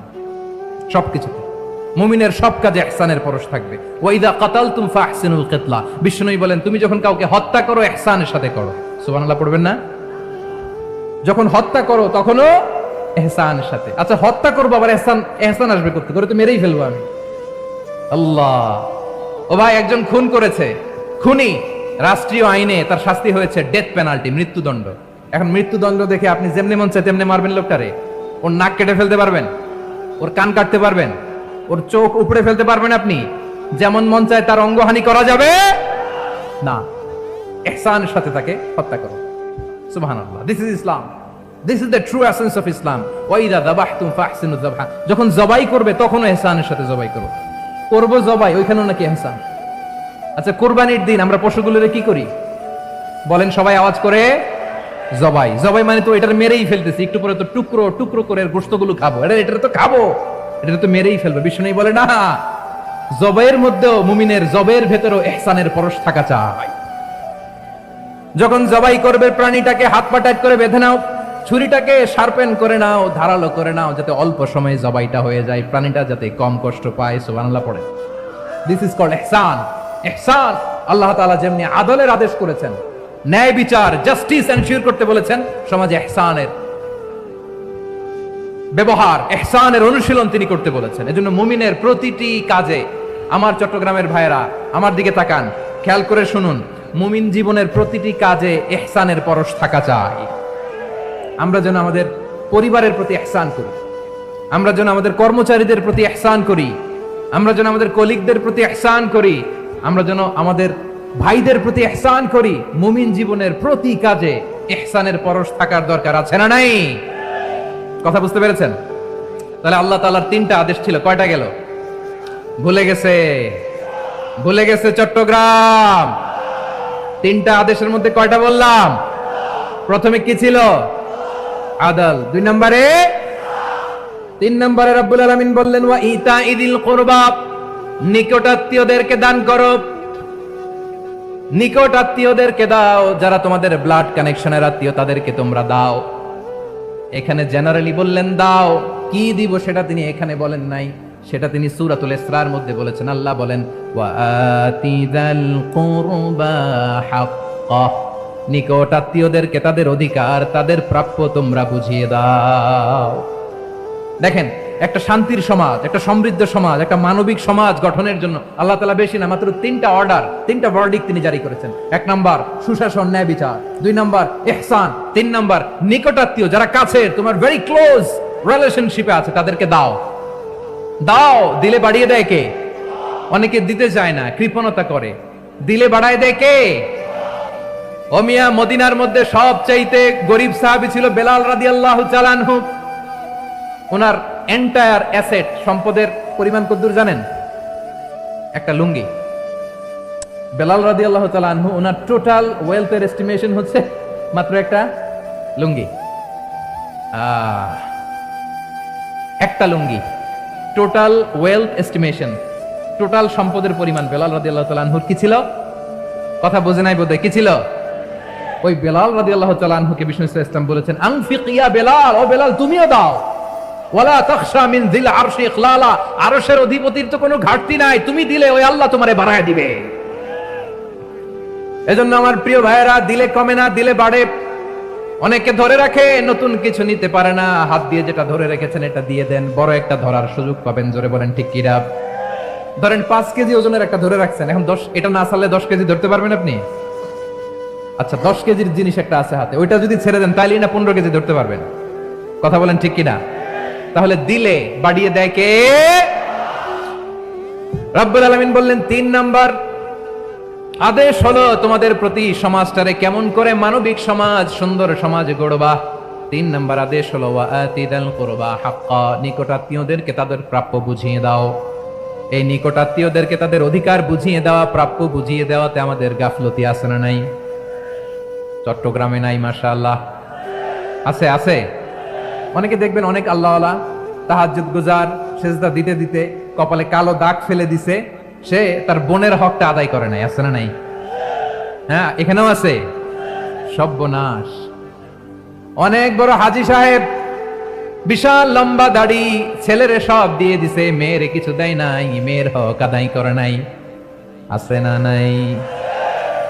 এই হাজী সাহেবেরা, এই আল্লাহওয়ালারা কিয়ামতের ময়দানে আটকে যাবে। আপনি অন্যের অধিকার নষ্ট করেছেন, তাদের রাইটস কে ভায়োলেট করেছেন। এজন্য আল্লাহ তাআলা বলেন, কারো অধিকার যদি কেউ নষ্ট করে, ওই সমাজটা মানবিক সমাজ কঠিনকালেও হতে পারে না। এজন্য 3 নম্বর আল্লাহ বললেন ওয়া ইতা ইদিল কুরবা, নিকটাত্মীয়দেরকে দাও। কি দিবা? তাদের অধিকার দিয়ে দাও। বোনের অধিকার বুঝিয়ে দাও, মেয়ের অধিকার বুঝিয়ে দাও, ফুফুর অধিকার বুঝিয়ে দাও। দেখবেন অনেক মায়েরা ছেলের পাতে মুরগির রান দেয়, মেয়ের পাতে দেয় মুরগির ঠ্যাং। এরকম আছে না নাই? ছেলেরা কি দেয়? মুরগির। মেয়ের পাতে কি দেয়? মেয়ের কি মুরগির রান খেতে মনে চায় না? মনে চায় না? এমনটা করা যাবে না। নিকটাত্মীয়দেরকে অধিকার দিয়ে দাও, নিকটাত্মীয়ের সাথে সুসম্পর্ক রাখো। আদেশটা কার? এজন্য প্রিয় ভাইয়েরা, জীবনে যদি বারাকা অর্জন করতে চান, নিকটাত্মীয়দের সাথে সুসম্পর্ক রাখতে হবে, তাদের জন্য উপহার পাঠাতে হবে। বিশ্বনবী বলেন লা ইয়াদখুলুল জান্নাতা কাতে, যে ব্যক্তি আত্মীয়তার সম্পর্ককে ছিন্ন করে দেয়, সে কঠিন কালেও আল্লাহর জান্নাতে ঢুকবে না। আপনি কি এটারে সহজ হাদিস মনে করছেন? এটা সহজ কথা? আপনি ভাবছেন আপনার নামাজ আপনারে বাঁচাতে পারবে? আপনার রোজা বাঁচাতে পারবে? আপনার তাহাজ্জুদ আপনারে বাঁচাতে পারবে? অধিকার নষ্ট করলে কিছুই আপনারে বাঁচাতে পারবে না। এজন্য নিকট আত্মীয়দেরকে দিতে হবে বেশি বেশি। বিশ্বনবী বলেন ইন্না সাদাকাতা আলাল মিসকিনি সাদাকা ওয়া আলা যির রাহিমি ইসনাতান সাদাকাতুন ওয়া সিলা।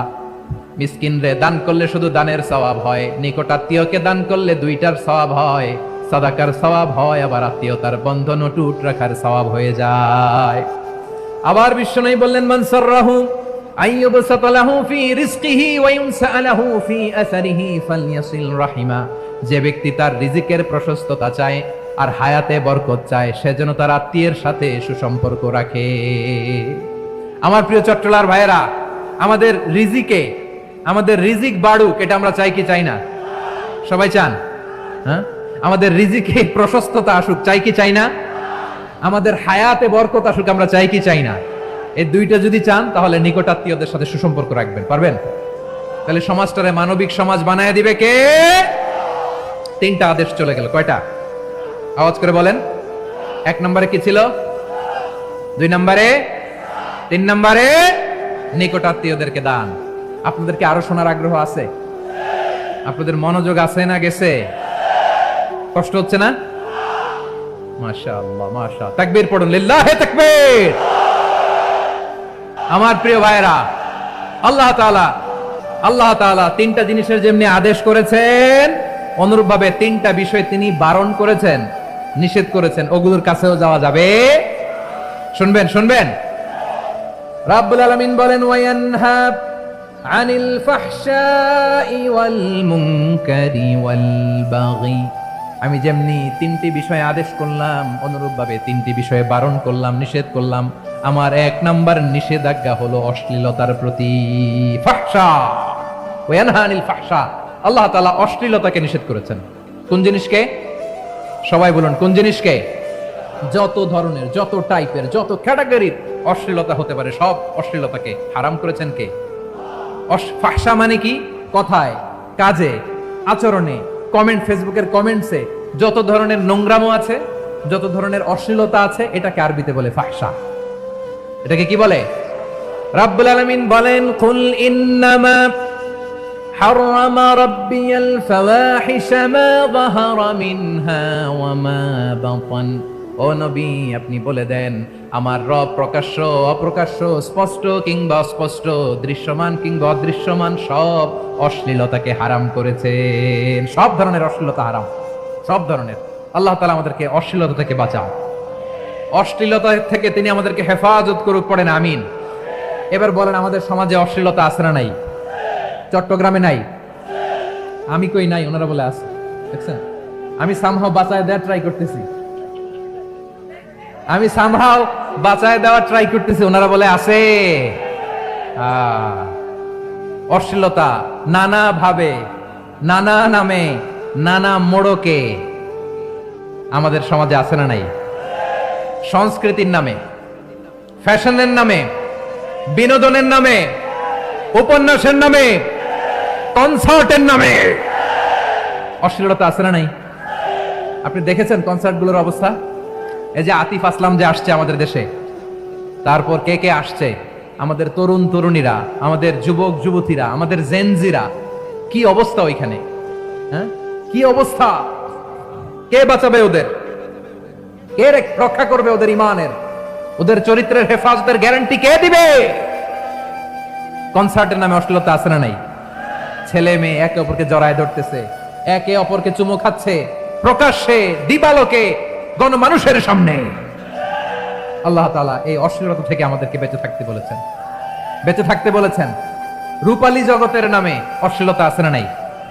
এই টার্মটা আপনারা জানেন না? রূপালী জগৎ কি জগৎ? আসলে কি রূপালী জগৎ না অন্ধকার জগৎ? আমার বোনেরা, আপনাদেরকে যে কি বলে তারা বুঝায়, রূপালী জগৎ শুনেই আপনি ভরকে যাবেন না। রূপালী জগতে যে নারী যত বেশি উলঙ্গ, সে নাকি তত বেশি সাহসী। জানেন, বলে এটা একটা সাহসী নারী, খুব সাহসী পদক্ষেপ তার। যত বেশি শরীর থেকে কাপড় নামাতে পারবে, যত বেশি বস্ত্রহীন হয়ে নিজেকে প্রেজেন্ট করতে পারবে, সে নাকি তত বেশি সাহসী। আমার চট্টলার ভাইয়েরা, শয়তানের প্রথম এজেন্ডা ছিল বনি আদমকে বস্ত্রহীন করা। সে আদম এবং হাওয়া আলাইহিস সালামকে নিষিদ্ধ গাছের ফল খাইয়ে তাদেরকে বস্ত্রহীন করেছে। এই জামিনেও সে আমাদেরকে বস্ত্রহীন করতে চাইবে। এই রূপালী জগতের নামে তারা এটা করে। আমার প্রিয় বোনেরা, আপনি জানেন না আপনার দাম কত? ওরা আপনাদেরকে বিজ্ঞাপনের সস্তা পণ্য বানাতে চায়। ওরা আপনাদেরকে ওদের ভোগের লিপসার টুলস বানাতে চায়। ওরা আপনাদেরকে দিয়ে ওদের খায়েশ পূরণ করতে চায়। এটা আপনাদের জন্য মোটেও ডিগনিটি নয়, এটা আপনাদের জন্য সম্মান নয়। আপনার সম্মান শালীনতায়, আপনার সম্মান হেজাবে, আপনার সম্মান ভদ্রতায়, আপনার সম্মান আপনার ডিসেন্ট পোশাকে। পোশাক বলে দেয় এই নারীটা ভদ্র না অভদ্র। পোশাক বলে দেয় এই মেয়েটা কোন ঘরের মেয়ে। আওয়াজ করে বলেন ঠিক কিনা? আপনি জানেন না, আপনারা এই সস্তা পণ্য বানায়, ভোগের পণ্য, বিলবোর্ডে আপনাকে উলঙ্গ করে উপস্থাপন করে। এই অশ্লীলতার সাথে ইসলামের কোন সম্পর্ক। এজন্য আল্লাহ বলেন, আমি অশ্লীলতাকে হারাম করেছি। অশ্লীলতাকে হারাম করার প্রথম কারণ হলো এর মাধ্যমে মানবতাকে অপমানিত করা হয়। কারণ মানুষের সম্মান মানুষের পোশাকে। মানুষ যখন পোশাকহীন হয়ে যায়, বস্ত্রহীন হয়ে যায়, তার সম্মান কমে যায়, ঠিক কিনা? অশ্লীলতাকে হারাম করার প্রথম কারণ হচ্ছে মানুষ মানুষকে অপমান করে। একটা নারী, সে তো সম্মানিত, নারী যে কত সম্মানিত নারীরা এটা বুঝেই নাই। বিশ্বনবী বলেন, আদ-দুনিয়া কুল্লুহা মাতা ওয়া খায়রু মাতা'আদ দুনিয়া আল মারআতু সালিহা। আমার বোনেরা, 5টা প্যান্ডেলে আপনারা এলইডিতে আমার আলোচনা শুনছেন, আমি জানি। আপনাদের এই গর্ভ যে কত দামি আপনি জানেন না। আপনার পেট থেকেই আসবে আগামী দিনের সালাহুদ্দিন আল আইয়ুবী। আপনার পেট থেকেই আসবে অনাগত দিনের ইমাম মাহদী আল মুনতাযর। আপনার পেট থেকেই আসবে অনাগত দিনের ফয়সাল, ওয়াসিম, মুগ্ধ, আবু সাইদের মতো বীর যোদ্ধা।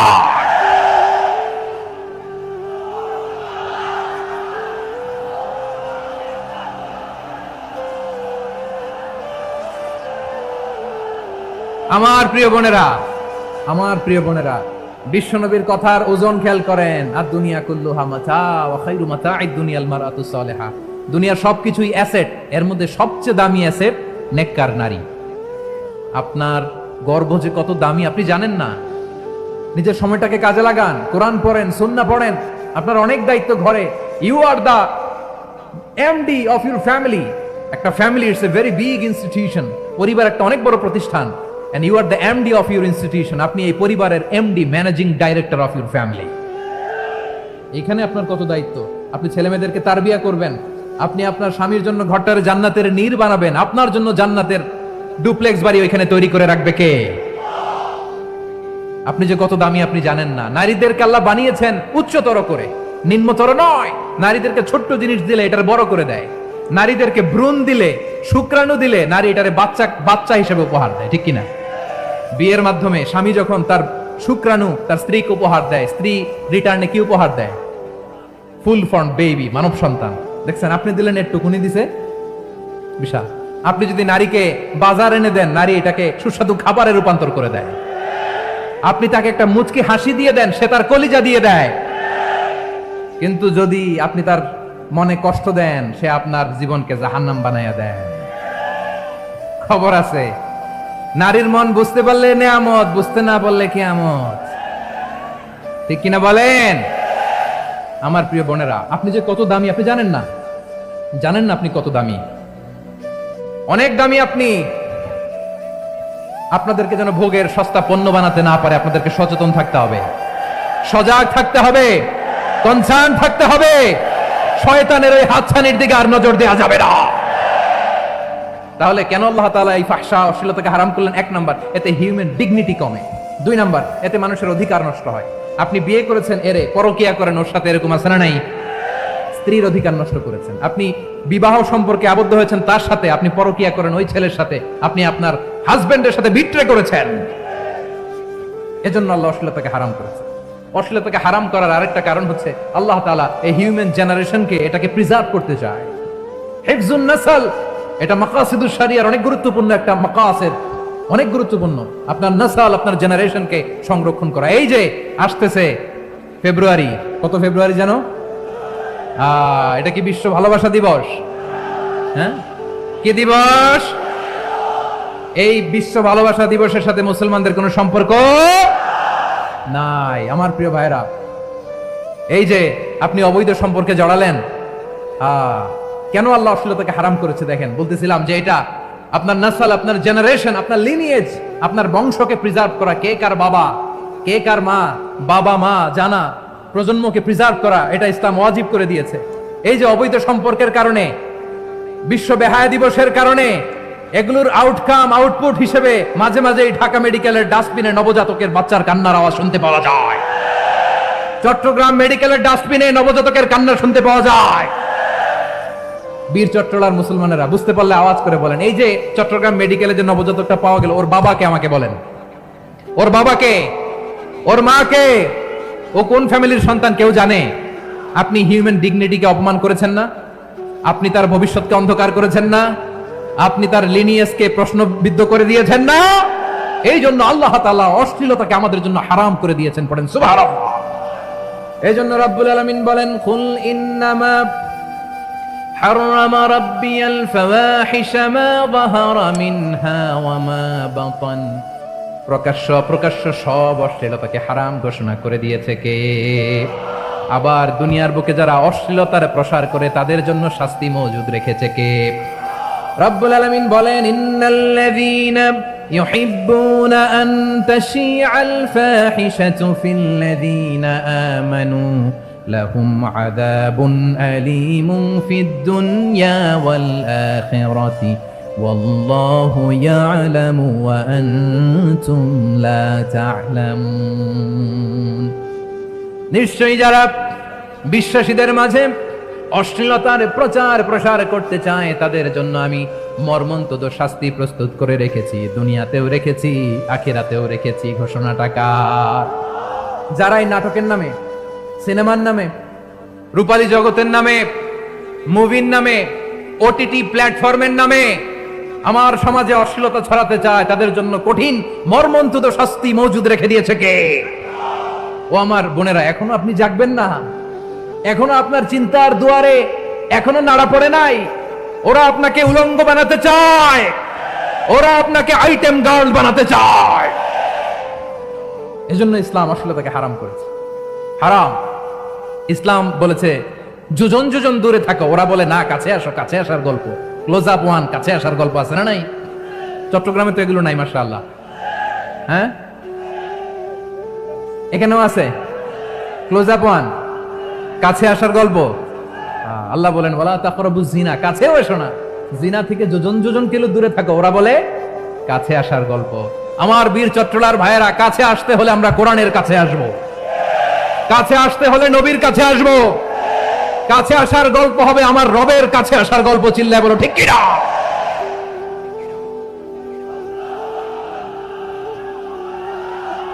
বসুন বসুন আমার ভাইয়েরা। তাহলে অশ্লীলতার সাথে আমাদের কোনো সম্পর্ক? সবাই বলতে পারেননি, আওয়াজ করে বলুন, অশ্লীলতার সাথে আমাদের কোনো সম্পর্ক? আমরা এই সমস্ত ক্লোজ আপ ওয়ান, কাছে আসার গল্পের প্রোগ্রামে যাব? আমরা কোন ধরনের অশ্লীল কন্টেন্ট সোশ্যাল মিডিয়ায়, টিভিতে দেখব? কি যুগ যে আমরা কাটাচ্ছি আপনি কল্পনা করতে পারবেন না। পর্ন ইন্ডাস্ট্রি, নারী পুরুষের বস্ত্রহীন যুগল দৃশ্য, এটাকে দিয়ে ওরা কোটি ডলারের ইন্ডাস্ট্রি বানিয়েছে। পুরো মানব ইতিহাসে এরকম জঘন্য সময় মানব ইতিহাস পার করে নাই। পর্ন এটা ইন্ডাস্ট্রি হয়ে গেছে। আমাদের এই যুবকগুলো, জেনজিগুলো, ওদের চরিত্র বাঁচাবে কি করে? কেমন করে হেফাজত করবে ওদের এই মূল্যবান চরিত্র? রাব্বুল আলামিন বলেন ওয়ায়ানহা আনিল ফাহশাই ওয়াল মুনকারি ওয়াল বাগি, তিনটা জিনিসকে আমি নিষিদ্ধ করলাম। এক নাম্বার হলো ফাহশা, অশ্লীলতা।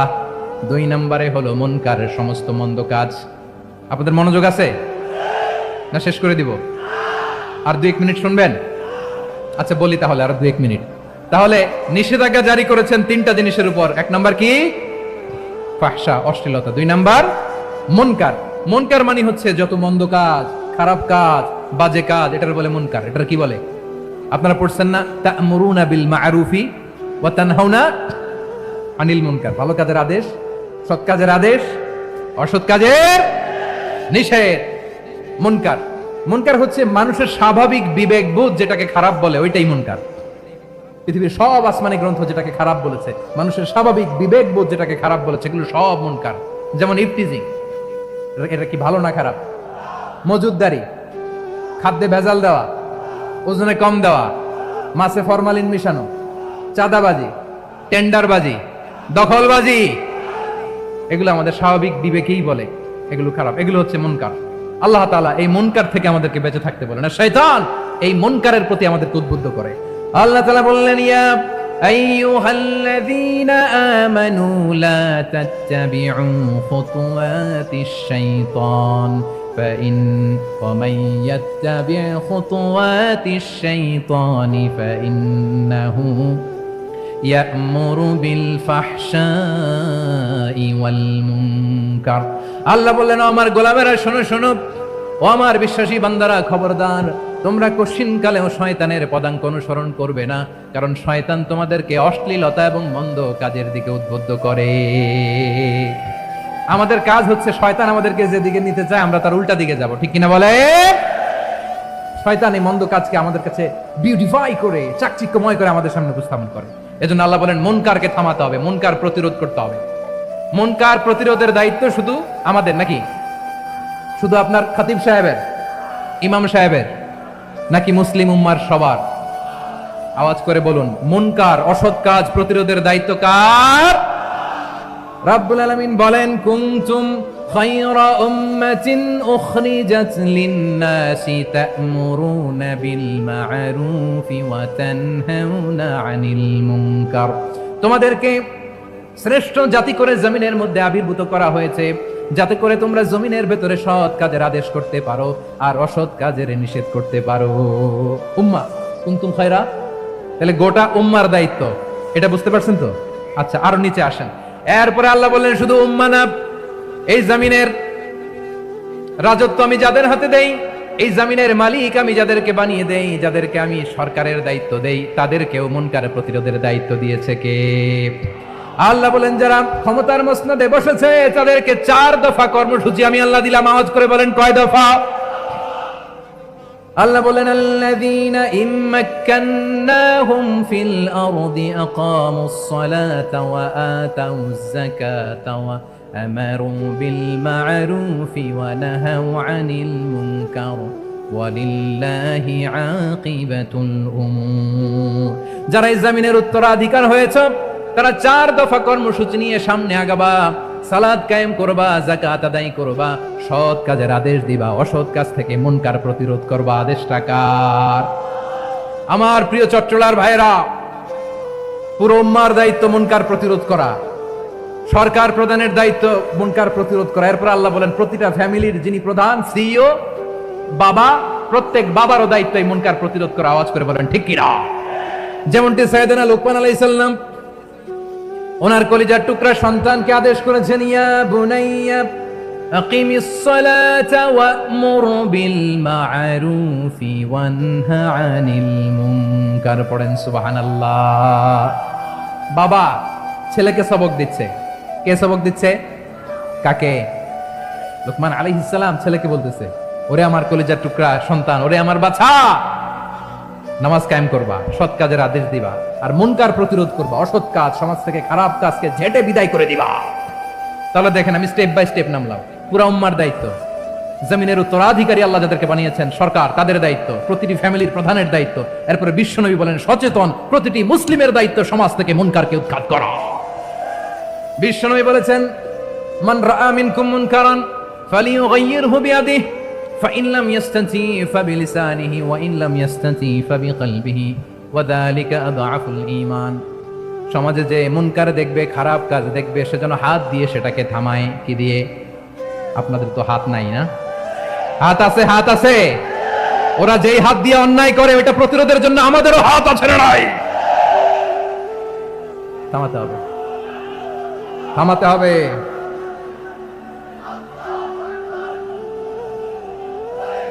বসুন আমার প্রিয় ভাইরা, ওরা ওদের যেই হাত দিয়ে টেন্ডারবাজি করে, চাঁদাবাজি করে, ইফটিজিং করে, দখলবাজি করে, যেই হাত দিয়ে, ওই মুনকার থামায় দেওয়ার জন্য আল্লাহর দেয়া আমাদেরও দুটি হাত আছে না নাই? আমাদেরও হাত আছে। থামাইতে হবে, থামাইতে হবে, হিম্মত করতে হবে। আমার প্রিয় ভাইরা, না থামালে আমরাই ডুববো শেষমেশ। আমাদের বাঁচার জন্য হলেও থামাইতে হবে। রব্বুল আলামিন বলেন, ওয়াত্তাকু ফিতনাতাল লা তুসিবান্নাল্লাযীনা যালামু মিনকুম খাসসা। ও আমার গোলামেরা, ওই আযাবকে ভয় করো যে আযাব যখন আমি জমিনের বুকে পাঠাই শুধু জালেমদেরকেই মারি না, আলেমদেরকেও মারি।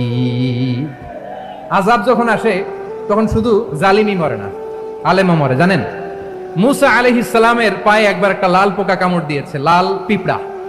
লাল পিঁপড়া কামড় দিলে খুব আরাম লাগে না? কি লাগে? হ্যাঁ, জলে না?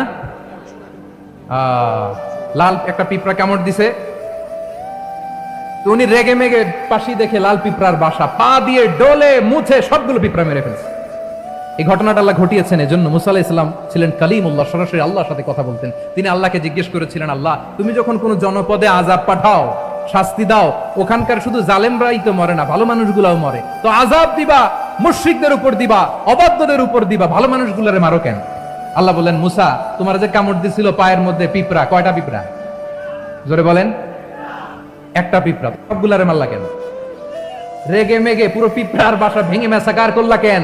এই মুসা, আমি যখন অ্যাকশনে যাই, আমি যখন শাস্তি দেই, তখন এত বাস বিচার করা হয় না, বাস বিচার করা যায় না। যখন অ্যাকশনে যাওয়া হয় ওইটা ডাইরেক্ট অ্যাকশন হয়ে যায়। চিল্লায় বলো ঠিক কি না? এজন্য আমাদের বাঁচার জন্য হলে ওই পাপ থামাতে হবে, এই শয়তানের অট্টহাসি থামাতে হবে, অন্যায় অপরাধ সমাজ থেকে আমাদের থামাতে হবে। কারণ আযাব আসলে ওরাও মরবে, আমরাও মরবো। একটা জাহাজ 2 তলা, আপনি আছেন 2য় তলায়, শুনতেছেন? শুনতেছেন? জাহাজ কয় তলা? আপনি কোন তলায়? 2য় তলায়। নিচের তলার কিছু লোক জাহাজের তলা ছিদ্র করতে আরম্ভ করছে। কি ছিদ্র করতেছে? আচ্ছা, জাহাজের তলা ছিদ্র করলে তলা দিয়ে কি ঢুকে? এখন আপনি যদি বলেন আমার কি, আমি তো 2 তলায়, আমার কি, আমি তো সেফ, আমি তো সেফ জোন, আমি তো ভালো আছি, আমি তো ভালো আছি, ওরা ছিদ্র করে ওরা মরবে। আসলে কি শুধু ওরা মরবে, নাকি তলা ফুটো হলে ভিতরে পানি ঢুকলে আপনারও শরীর সমাধি হবে? তলা দিয়ে যখন পানি ঢুকবে, জাহাজ ডুবলে আপনিও মরবেন। এজন্য নিজে মরার আগে ওই পাগলগুলোর নিচতলায় যে থামাতে হবে। চিল্লায় বলেন ঠিক কি না? এজন্য আল্লাহ বললেন, মুনকার প্রতিরোধের দায়িত্ব সমাজের টপ টু বটম সবার। পুরো উম্মার দায়িত্ব, সরকার প্রধানের দায়িত্ব, প্রতিটি ফ্যামিলির প্রধান বাবার দায়িত্ব। বিশ্বনবী বললেন প্রতিটি সচেতন মুসলিমের দায়িত্ব। এজন্য মুনকার প্রতিরোধ করার দরকার আছে না নাই? সমাজে এই যে ইফটিজিং হয়, আপনার বোনের বয়সী একটা মেয়েকে কিছু বকাটে টিটকারি করে, এই বলে সেই বলে, নোংরা কথা বলে, রাস্তায় দেখেও আপনি পাশ দিয়ে না দেখার মতো চলে যান কেন? আপনি দাঁড়ান না কেন? আপনি দাঁড়ালেই তো থেমে যাবে, কারণ সত্যের যে শক্তি তার সামনে মিথ্যা মুখ থুবড়ে পড়ে। আপনার সামনে ও কিছুই না, নাথিং। আপনি দাঁড়ান, ওকে প্রশ্ন করেন যে আমার বোনকে তুমি ডিস্টার্ব করো কেন? আপনাকে দেখে আরো 5 জন দাঁড়াবে, 5 জনকে দেখে আরো 10 জন দাঁড়াবে। আমাদের নীরবতা আর আমাদের নিশ্চুপ থাকাই জালিমদেরকে আরো শক্তিশালী জালিম বানিয়েছে।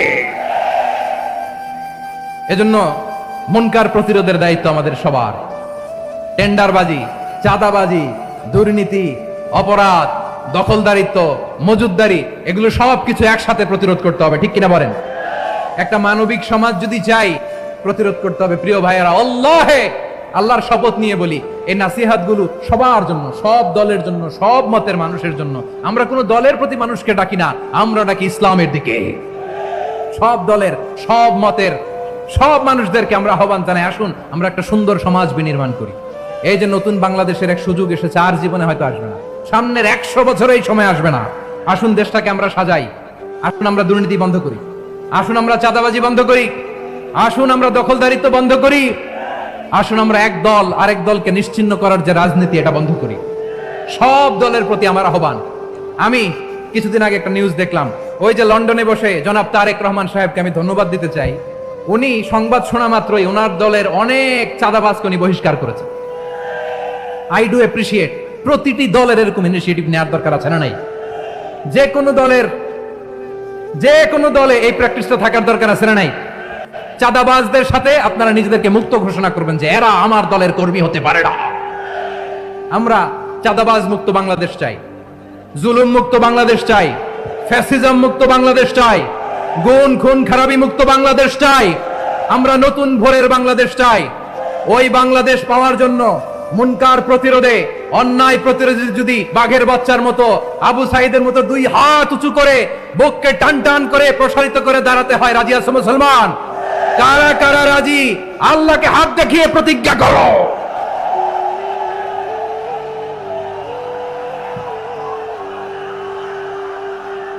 আমার প্রিয় ভাইয়েরা, বসুন বসুন আমার ভাইয়েরা। রাব্বুল আলামিন বলেন, ওয়ায়ানহা আনিল ফাহশাই ওয়াল মুনকারি ওয়াল বাগি ইয়াইদুকুম লাআল্লাকুম তাযাক্কারুন। বসুন। আল্লাহ বললেন, আমি অশ্লীলতাকে নিষেধ করি, আমি সব ধরনের মন্দ কাজকে নিষিদ্ধ করি, সব শেষে আমি সীমা লঙ্ঘনকে তোমাদের জন্য নিষিদ্ধ করি। আলোচনা মনে আছে তো? না ভুলে গেছেন? নিষিদ্ধ করেছেন কয়টা জিনিস?